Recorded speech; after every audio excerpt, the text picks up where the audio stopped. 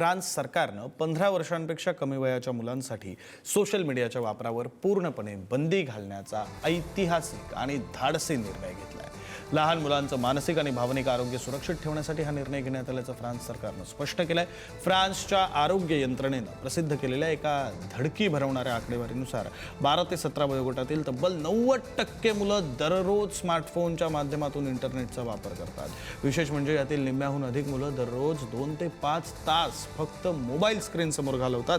सतत social media वापरल्यामुळे मुलांचा आत्मविश्वास ढासळत असून त्यांच्या स्वभावामध्ये चिडचिडेपणा आणि नकारात्मक बदल दिसून येत असल्याचं बालतज्ञांचं म्हणणं आहे।